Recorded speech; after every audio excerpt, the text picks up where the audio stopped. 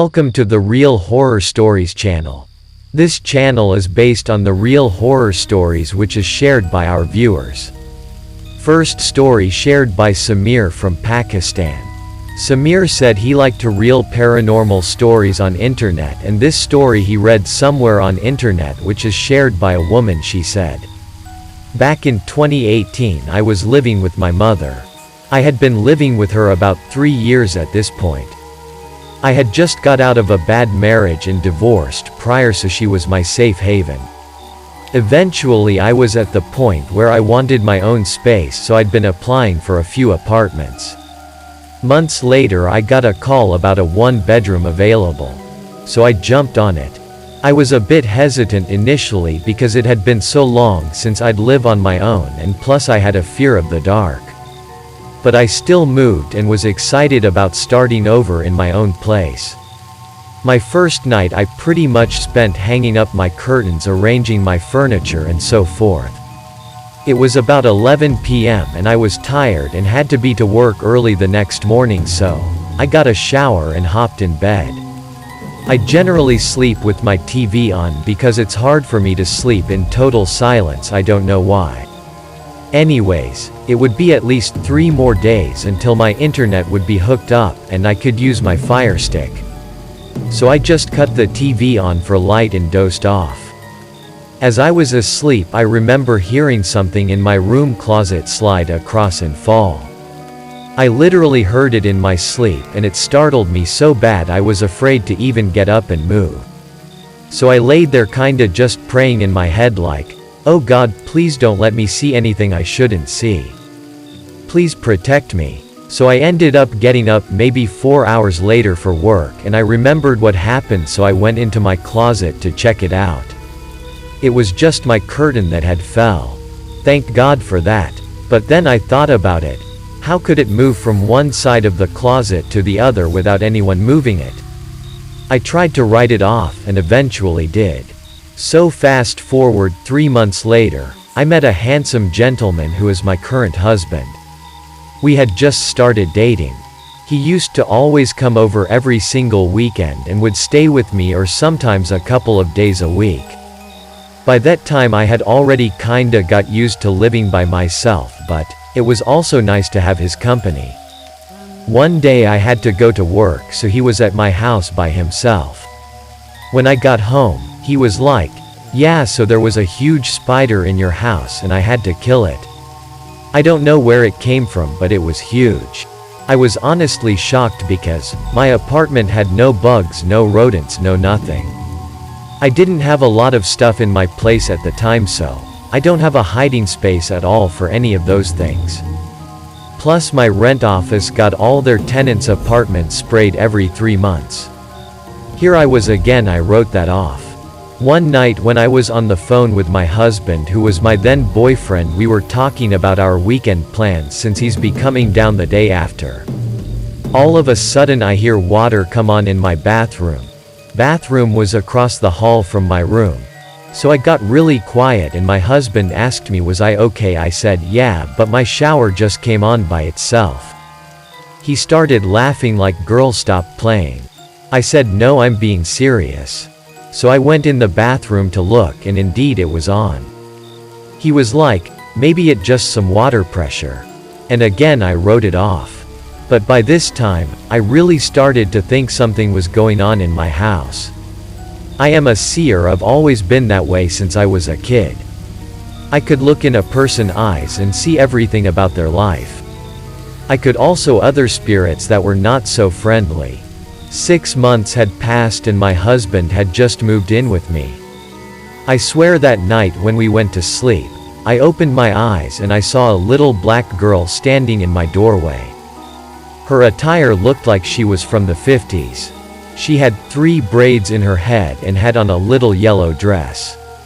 When I blinked my eyes, she was gone. I don't tell my husband at first because I didn't want to freak him out. Over time different things continued to transpire. In my bathroom at night, I swear you could hear a woman humming, but it was coming from my air vents. I told my husband that and he didn't hear anything. I'd be in the living room looking at TV. Out the corner of my eye I would see something too, and very black, standing in my kitchen doorway staring at me. By this time I'd gotten used to things happening that I wasn't fazed the least. A year later things really began to pick up activity. I would hear knocking and things would go missing. My husband thought it was my imagination and that I was just being overly sensitive at the time, particularly due to me being pregnant with my first child. Well, his opinion changed quick as we were in the bed, and we both heard knocking on the wall in our bedroom while we were wide awake. From that point on my husband believed me and he started seeing things as well. He got where he would sleep with the big ceiling light on and I'd asked him why. He came out and told me he's been seeing what he refers to as a imp in the house. That he saw it standing at the end of our bed. And that it would rub on him and so forth. I believed my husband because I knew things were happening. He hates my mirror I had in the hallway. I had a swivel mirror, the kind that rotates. He said it made him feel uneasy. My mom bought it for me as a housewarming gift in my new apartment. So he eventually would cover my mirror up because he was so afraid.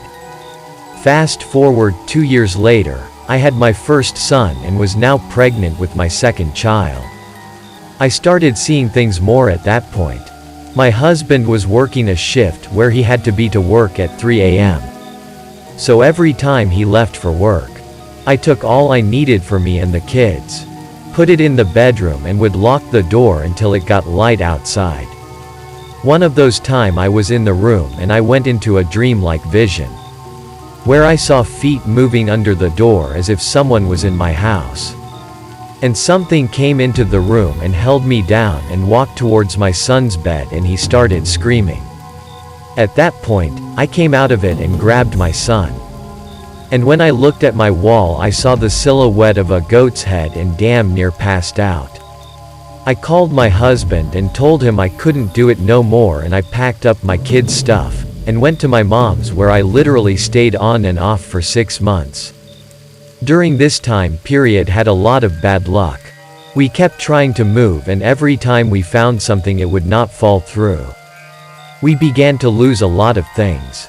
My husband began to change and have crazy behavior. Mind you, he was still living in the house being attacked on a daily basis. We had a next door neighbor who would come and sit with us sometimes. She was a very young girl. She had a young son. The last time I saw her was the day before Christmas. She was over chatting. A week later she was murdered and her mother was murdered and her mom died in my yard. You can still see the body imprint. After that me and my husband finally moved. I sometimes ride past that old place and can still feel the evilness in there watching, waiting for its next victim. The place is occupied by another tenant. I pray they never experience what I have. Second story also shared by Samir from Pakistan, which he read on internet. I wish I could forget this night, yet it still replays in my mind every day. He won't leave me alone. I think I belong to him. During the fall of 2021 I was walking alone at night. I decided taking a walk at 1 a.m. was no big deal since I live in a small town where everyone knows everyone. I was wrong. There was a street I seen after walking for maybe 15 minutes. The name was Ferry Street. It was off of a main road in my town. I wondered why I'd never seen it before. So I turned onto Ferry Street to see what it was. It was fine at first, just a normal side street. But as my eyes gazed to the streetlight to left, I saw it. Him. He was only there for a second. I thought I was seeing things, so I kept walking.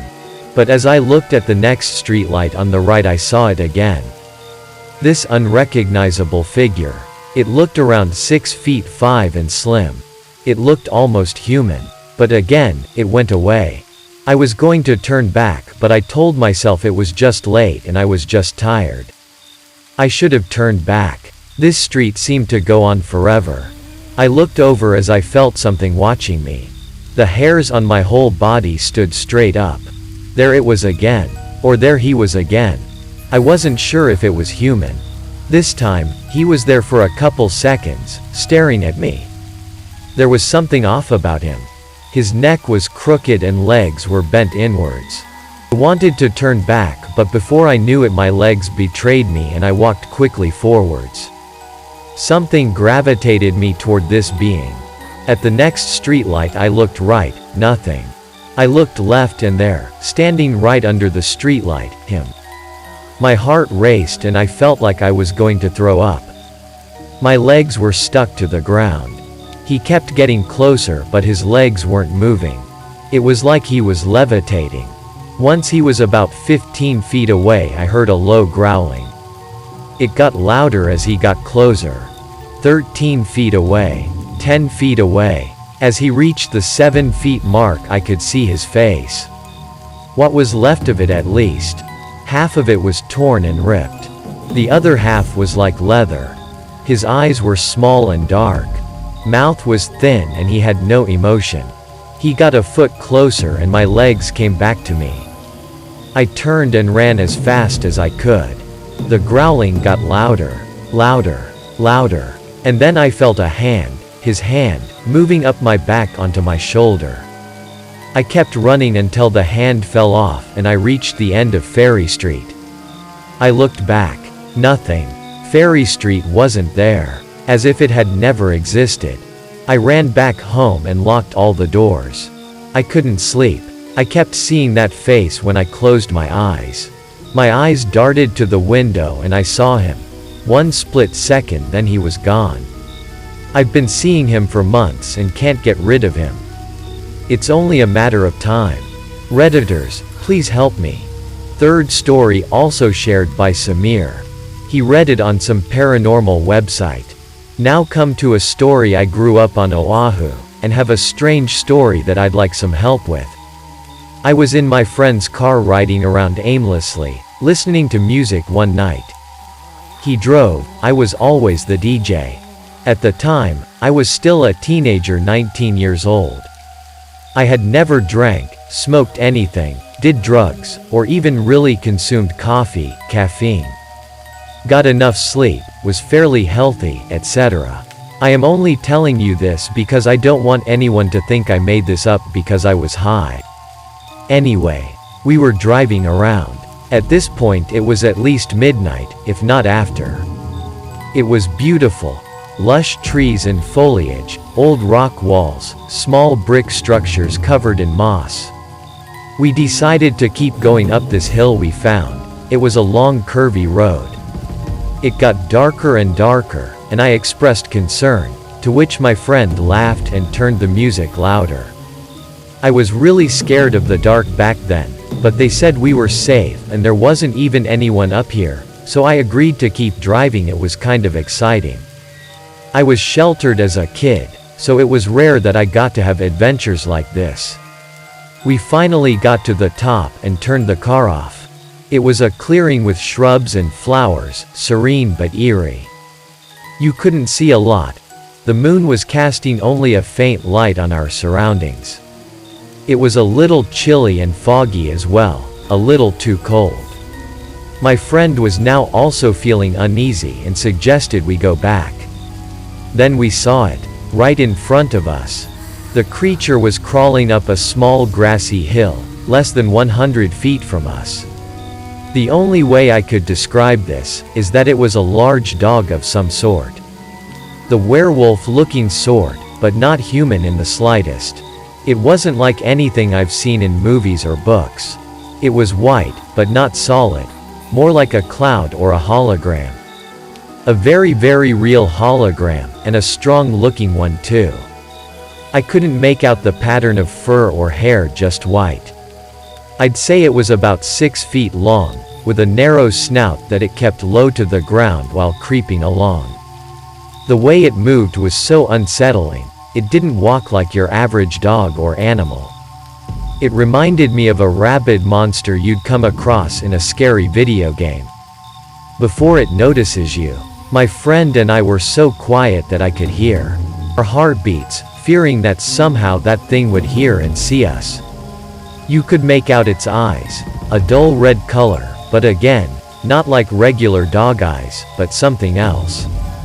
It slunk past us, into a darker area that we couldn't see, and was gone. I remember my friend finally starting his car and slowly driving backwards a bit until we were far enough to reverse and hightail out of there at full speed. On our way out of there was a strange sign that we hadn't seen before, with a name we couldn't make out, and the faded words, cemetery. I've tried for years to find anything on white dog with red eyes, white wolf dog cemetery, see-through werewolf, and Hawaii dog, wolf ghost, and found nothing. We didn't speak of this until years later. My friend freaked out when I did bring it up. He said he was hoping that he forgot he'd taken cough syrup, drank, or smoked weed before we hung out that night.